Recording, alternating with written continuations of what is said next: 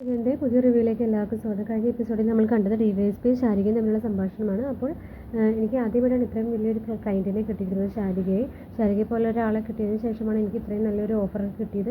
അതുകൊണ്ട് തന്നെ എനിക്കെല്ലാം ഒന്നേന്ന് പറഞ്ഞ് തുടങ്ങണം, നമ്മൾക്ക് ഒരുമിച്ച് നിന്നാൽ ഒരുപാട് നേടാനൊക്കെ സാധിക്കും എന്നൊക്കെ പറഞ്ഞ് അങ്ങനെ അവർ തമ്മിലുള്ള സംഭാഷണമാണ് കാണിക്കുന്നത്. എന്നിട്ട് പറയുന്നുണ്ട്, ഇനിയിപ്പോൾ നമ്മുടെ പ്രശ്നം എന്ന് പറഞ്ഞു കഴിഞ്ഞാൽ ഇപ്പം മരിച്ചവരുടെ ആ ശവം ഇപ്പോൾ എവിടെയാണെന്ന് നമുക്ക് അറിയാൻ കഴിയുന്നില്ല. അത് എത്രയും പെട്ടെന്ന് തന്നെ കണ്ടുപിടിക്കണം.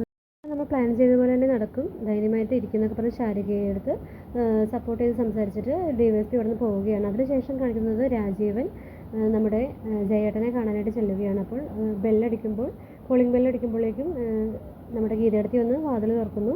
ജയേട്ടനെ വിളിക്കാമെന്ന് പറഞ്ഞിട്ട് ഗീതേടത്തി മേളിലോട്ട് പോവുകയാണ്.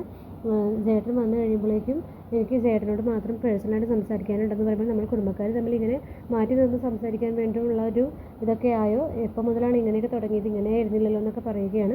എന്തായാലും നീ ഒന്ന് പോകും, രാജീവൻ എന്താ പറയാനുള്ളത് ഞാൻ കേൾക്കട്ടെ എന്ന് പറഞ്ഞിട്ട് ജയേട്ടൻ ഗീതേടത്തി അവിടെ നിന്ന് പറഞ്ഞു വിടുകയാണ്. എന്നിട്ട് അവർ തമ്മിൽ സംസാരിക്കുമ്പോൾ എന്താണ് സംസാരിക്കാനുള്ളതെന്ന് പറയുമ്പോൾ ഞാനൊരു കുരുക്കിലാണെന്ന് പറയുകയാണ് രാജീവൻ. നീ കുറച്ച് നാളായിട്ട് ഇപ്പോൾ കുരുക്കിൽ തന്നെയാണല്ലോ, ഇപ്പോൾ എന്താ പ്രശ്നം എന്ന് ചോദിക്കുമ്പോൾ പ്രശ്നം എന്താണെന്ന് ജയേട്ടനെ അറിയാവുന്നതല്ലേ ഉള്ളൂ, വലിയേട്ടനെ അറിയാവുന്നതല്ലേ ഉള്ളൂ എന്നൊക്കെ പറയുമ്പോൾ അതിൽ നിന്നും എനിക്കിനി എന്ത് ചെയ്യാൻ സാധിക്കും എന്നാണ് നീ പറയുന്നതെന്ന് പറയുമ്പോൾ ഇപ്പോൾ ഇതിൽ നിന്നും എന്നെ ഹെൽപ്പ് ചെയ്യാൻ വേറെ ആരുമില്ല, ജയേട്ടൻ വിചാരിച്ചാൽ എന്തെങ്കിലുമൊക്കെ നടക്കുകയുള്ളൂ, എൻ്റെ കൂടെ നിൽക്കണമെന്നൊക്കെ പറയുമ്പോൾ ഇതിൻ്റെയൊക്കെ പിന്നിൽ ഇപ്പോഴും ശാരിക തന്നെയാണെന്നാണോ നീ പറയുന്നതെന്ന് പറയുമ്പോൾ ശാരിക പിന്നിൽ നിന്ന് ചരട് വലിക്കുന്നുണ്ട്, പക്ഷേ ഇപ്പോൾ മുന്നിൽ നിന്ന് കളിക്കുന്നത് ജഗന്നാഥനാണ് എന്ന് പറയുകയാണ്.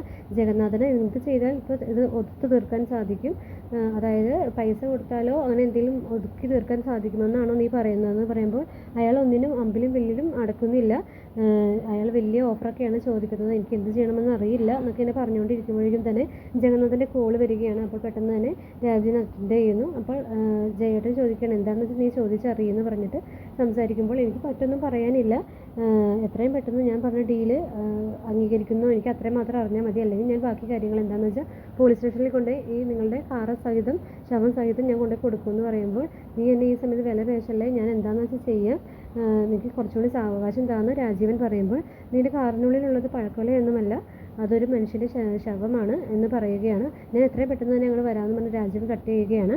എന്നിട്ട് ജയേട്ടനോട് പറയുകയാണ്, മ്യൂസിയം റോഡിൻ്റെ അടുത്ത് വരെ ഒന്ന് കൊണ്ടേ ആക്കാമോ എന്ന് ചോദിക്കുമ്പോൾ അതുവരെ ഞാൻ വരുവുള്ളൂ, അതിൻ്റെ അപ്പുറത്തേക്ക് ഞാൻ ഉണ്ടാവില്ല എന്ന് തീർത്ത് പറയുകയാണ് ജയേട്ടൻ. അപ്പോഴേക്കും വിദ്യാർത്ഥി വന്നിട്ട് എന്താ രാജീവൻ സംസാരിച്ചതെന്ന് ചോദിക്കുമ്പോൾ വിദ്യാർത്ഥിയോടൊന്നും വിട്ട് പറയുന്നില്ല, ഞാൻ എന്തായാലും രാജീവനെ ഒന്ന് കൊണ്ടേ ആക്കട്ടെ എന്ന് പറഞ്ഞിട്ട് കാണിക്കുകയാണ്.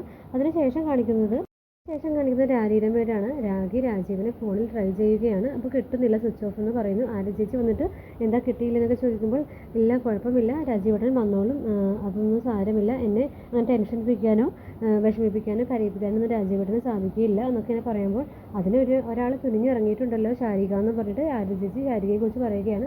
അവൾ നിങ്ങളുടെ കുടുംബത്തിലേക്ക് വന്നപ്പോൾ മുതലാണ് നിങ്ങൾക്ക് ഇത്രയധികം സങ്കടങ്ങളും വിഷമങ്ങളും ഒക്കെ വന്നത്, എല്ലാത്തിനും കാരണം ശാരികയാണ്. നമ്മൾ ശാരികയെ കുറെ കുറ്റം പറയുകയാണ്.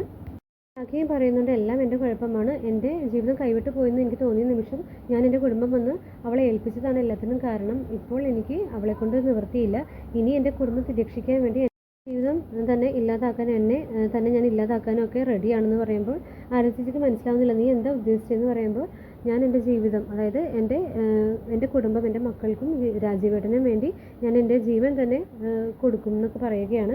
അതായത് ഞാൻ അങ്ങനെ ജീവൻ കൊടുക്കുമ്പോൾ അതിന് മുമ്പായിട്ട് ഞാൻ എൻ്റെ എല്ലാമായ എൻ്റെ ശാരിക എന്ന എൻ്റെ സുഹൃത്തിനെ, എൻ്റെ ആത്മമിത്രത്തെ ഞാൻ ഇല്ലാതാക്കിയിട്ടായിരിക്കും ഞാൻ അങ്ങനെ എൻ്റെ ജീവൻ കൊടുക്കുക, അല്ലെങ്കിൽ ഞാൻ ജയിലിലേക്ക് പോവുക എന്നൊക്കെയാണ് ആരതിയോട് പറയുന്നത്.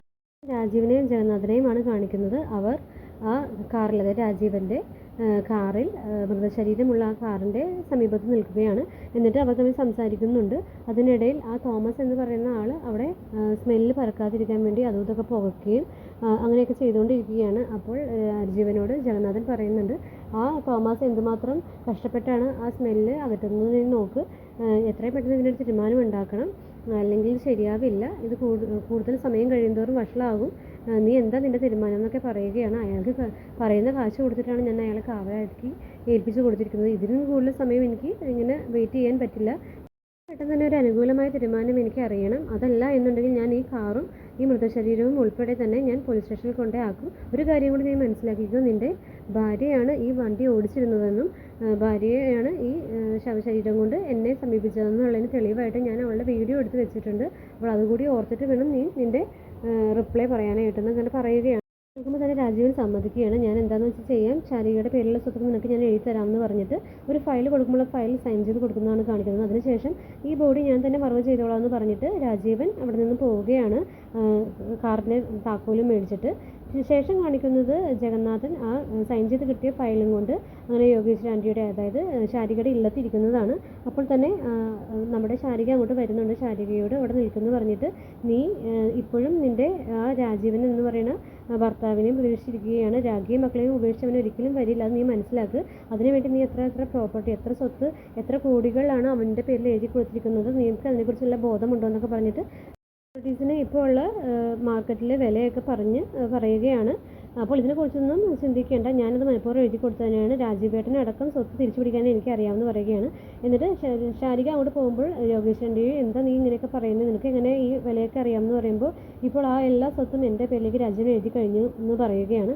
അതിനുശേഷം എല്ലാവരും രാത്രി കിടന്നുറങ്ങുന്നതാണ് കാണിക്കുന്നത്. അപ്പോൾ പെട്ടെന്ന് തന്നെ എന്തോ ഭയങ്കര സ്മെല്ല് തോന്നിയിട്ട് യോഗേശ്വരി പോയി നോക്കുമ്പോൾ എന്തോ കണ്ട് ഞെട്ടി ഓടുന്നുണ്ട്.